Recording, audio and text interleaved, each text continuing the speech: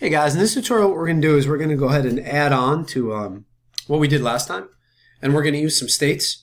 We could do it with strings, and we could also do it with a counter. We could actually count how many times the states have changed. That might be good. So let's go ahead and do that. Okay, so what we're going to do is we're going to start off with the basic stuff, set up your variables you should already have from last time. This is new, so just make an interval of 3000. And I'm going to do something called int counter and make it equal 0 to start out with. Okay. Go ahead and begin your serial. Right here, set up your LEDs to output, set up your buttons to input, and go ahead and get your new time. So what we're going to do is we're going to start saying, has 3 seconds passed? Because the whole program is going to be based on if 3 seconds has passed or not. So we're going to say if new time minus old time is equal to, greater than or equal to, I should say, interval, then what do we want to do? Well, we're going to say this. First thing we're going to do is we're going to check what state we're in.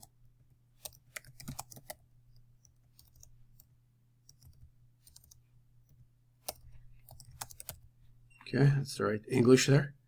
Our state is currently 0, so we're going to say if state dot equals 0, then what do we want to do? We want to make the state equal to 1. So this will change the state. And then let's go ahead and say, let's turn off all the lights. So if it's 0, we're going to turn off all the lights. So we're going to go digital right,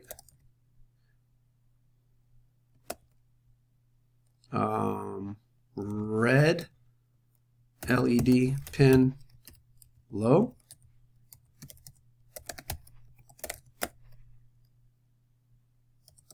green LED pin low,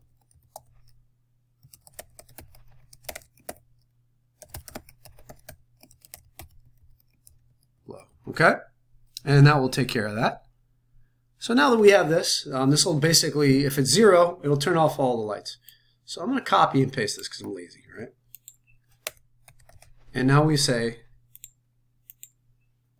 so let's check if state equals 1. Now if state is equal to 1, we're going to change the state to 2. And we're going to say, let's turn on red LED pin. And we're going to put, instead of an if, we're going to put else if, right? Because we want that logic to be hooked to the prior one. So if it's 0, do that. Else if it's 1, right? You got to put the else if. If we don't put the else if and we just put the if, it'll actually do both, which we don't want. Because it'll be like, if it's 0, do this, and it'll turn it to this, and then if it's 1, do this, and it'll keep changing itself as it goes through. We don't want that. We want it to do one, or just one of these, wait 3 seconds, and then do another.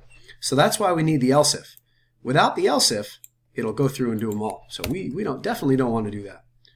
All right. So now we'll do 2. So else if it's 2, we're going to make the state equal to 3, and let's turn on 2 of them. Okay. So let's go ahead and copy this again, and let's say if it's 3. We're going to set the state back to 0, turn on all of them.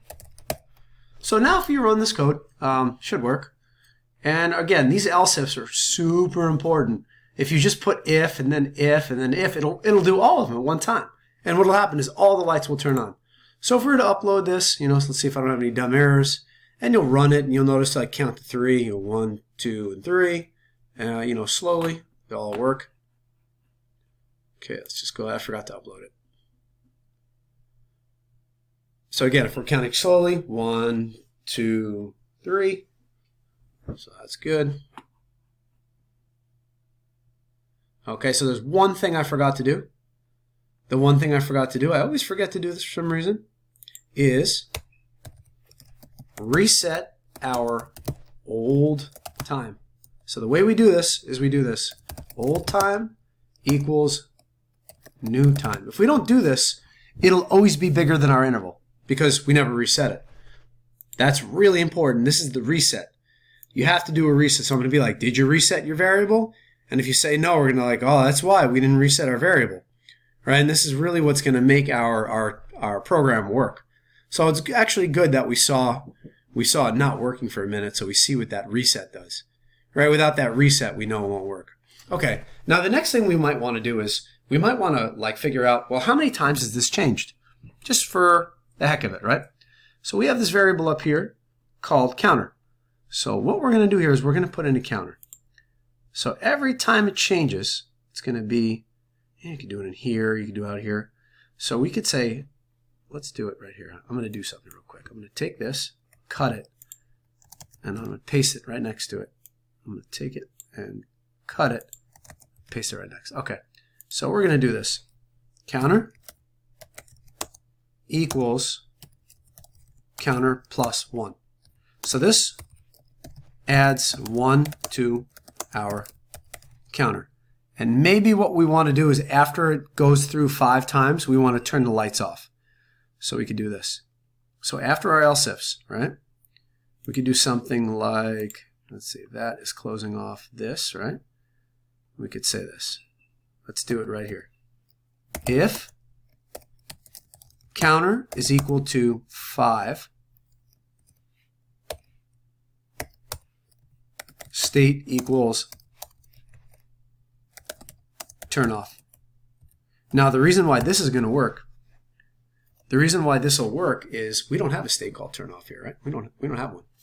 We don't have one. So what'll happen is it'll turn the lights off.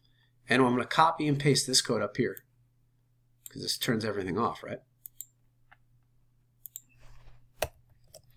So I'll go ahead and turn everything off. Now this will go like, by doing this, it'll go like 5 would mean it'll go 1, 2, 3, 4, 5. So let's go ahead and do 6.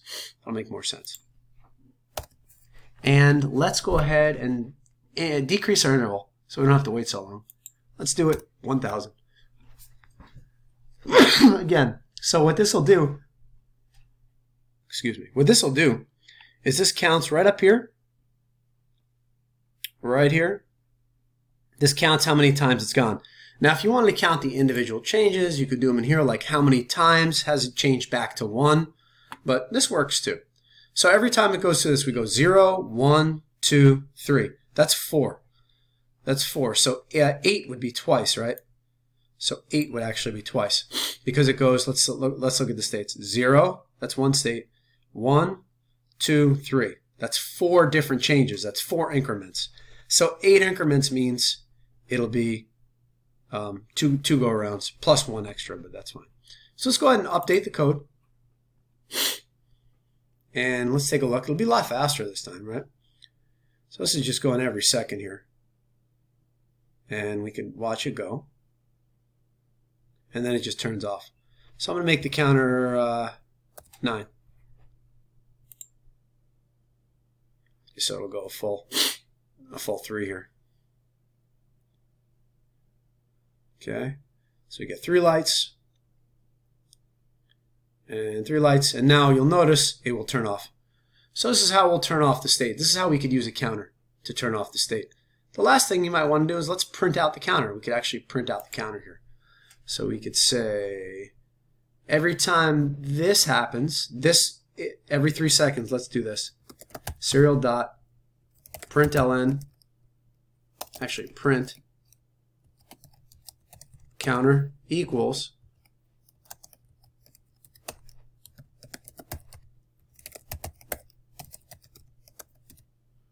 so if we do this now,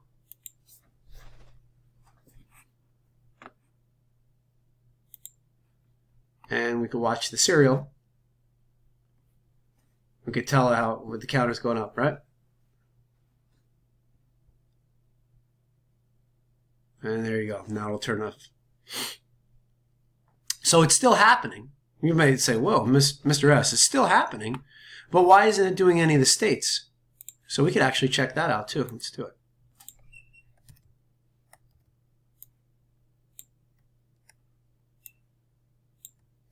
Okay. So here we'll say state equals, and we'll put state. Okay, now let's upload it. And let's watch that variable.